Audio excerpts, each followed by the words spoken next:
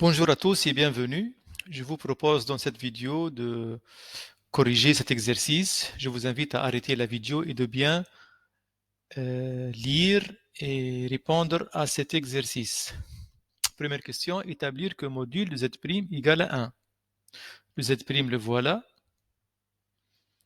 Alors, module de z', je remplace z' par son expression. Le module ici se divise en deux, module du numérateur sur module du dénominateur. Ici, module d'un nombre complexe, c'est égal au module de son opposé. Donc, je peux remplacer le dénominateur par module de z bar moins 1. J'ai utilisé le fait que module de u, un nombre complexe, c'est égal au module de son opposé. Maintenant, je vais utiliser le fait que le module d'un nombre complexe, c'est égal au module de son conjugué. Donc, c'est quoi le conjugué de z bar moins 1? C'est z bar bar moins 1 bar, qui est égal à z moins 1. Donc, j'ai utilisé le fait que module de u égale module de u bar, qui est égal à 1. Question suivante. Pour quel point m d'affixe z a-t-on z' égal à 1? Donc, on écrit z' égal à 1. Donc, j'ai un dénominateur ici qui ne doit pas être nul. Quand est-ce qu'il est nul ce dénominateur? Lorsque z bar égale 1, c'est-à-dire lorsque z égale 1. C'est pour ça que j'écris z doit être différent de 1. Donc, j'ai un quotient qui est égal à 1, donc le numérateur est égal au dénominateur. Je peux remplacer le z par x plus y, z bar par x moins y, mais je préfère autrement. Donc, moins z bar se déplace à gauche, ça devient plus z bar, et le moins 1 à droite, ça fait 2. Z plus z bar, c'est 2 fois partie réelle. Je simplifie par 2, partie réelle de z égale à 1. Alors, quels sont les points m d'affixe z tels que réel de z égale à 1 et z différent de 1? Ceci nous donne partie réelle de z égale à 1. Donc, le point M aura pour abscisse 1.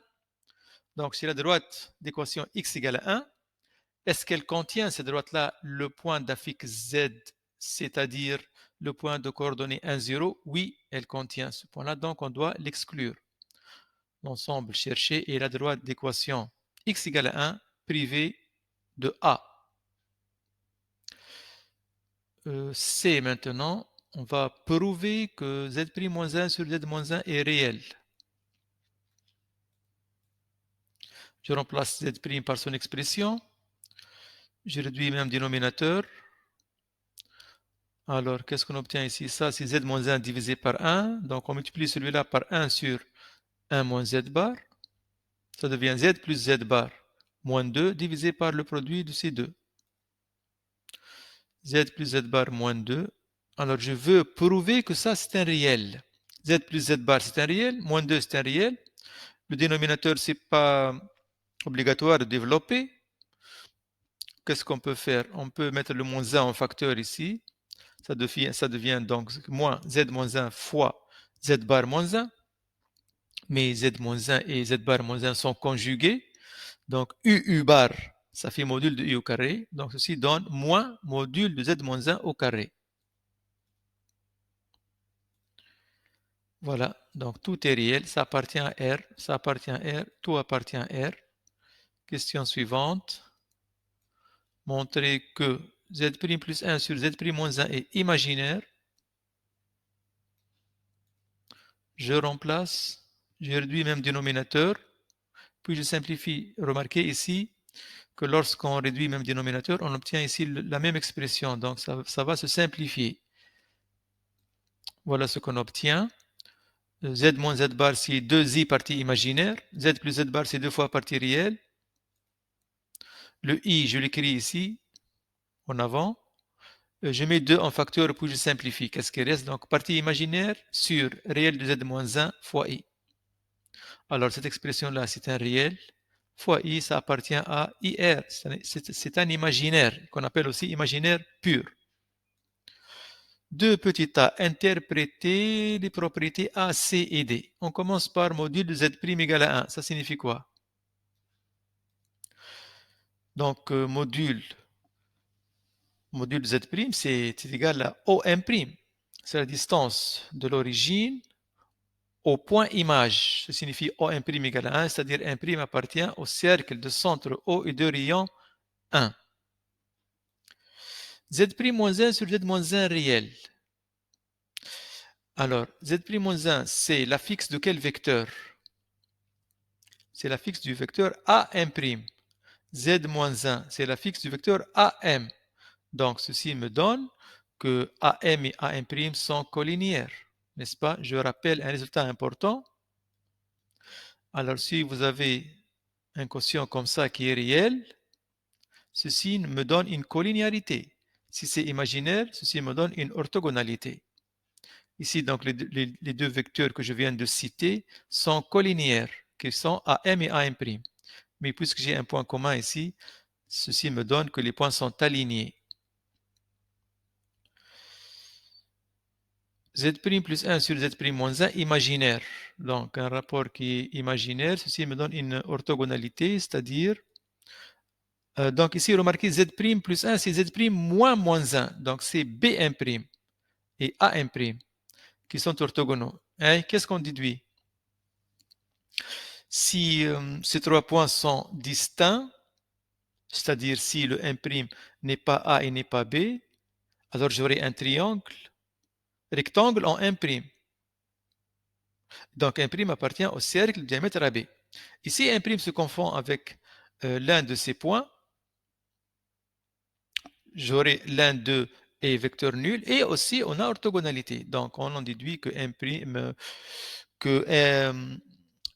appartient au cercle de diamètre AB. Qui est la même chose que ça. C'est une autre façon de formuler ça. Le cercle de diamètre AB, c'est le cercle de centre O et de rayon 1. Alors comment maintenant la dernière question, c'est donner une construction géométrique de M' connaissant M. Alors, voilà mon cercle de centre O et de rayon 1. Voilà un point M. Où est son image? Où est le point M' correspondant? Alors, qu'est-ce qu'on a trouvé? Nous, on a trouvé que AM et M' sont alignés. Donc, le M', il appartient à cette droite-là. Et on a trouvé que le M' appartient au cercle de diamètre AB. Alors, à la fois, il appartient à ce cercle et à cette droite. Alors, c'est quoi ce point M'? Il y a deux possibilités. Ou bien ce A-là, ou bien ce point A, ou bien ce point-là. Alors, l'image de M peut-il être A dans ce cas de figure? Les antécédents de A, ou bien les points M qui correspondent à un point M' égal à A, quels sont ces points-là? On les a cherchés. L'ensemble des points M cherchés est la droite d'équation x égale à 1 privée de A. Donc mon point M n'appartient pas à cette droite-là, x égale à 1, donc son image ne peut pas être A, c'est ce point-là. Alors en conclusion, si le point M appartient à cette droite-là, le point M' c'est A, sinon le point M' c'est ce point-là. C'est le deuxième point d'intersection de la droite AM et du cercle. C'est le deuxième point d'intersection autre que A. En résumé, donc, voilà. S'il est sur la droite D, le M' c'est A. Si le M n'appartient pas à D, alors M' est le deuxième point d'intersection de AM et du cercle. Je venais de dire l'image. Bon, non, on n'a pas parlé d'application, mais on pourrait formuler cet exercice autrement.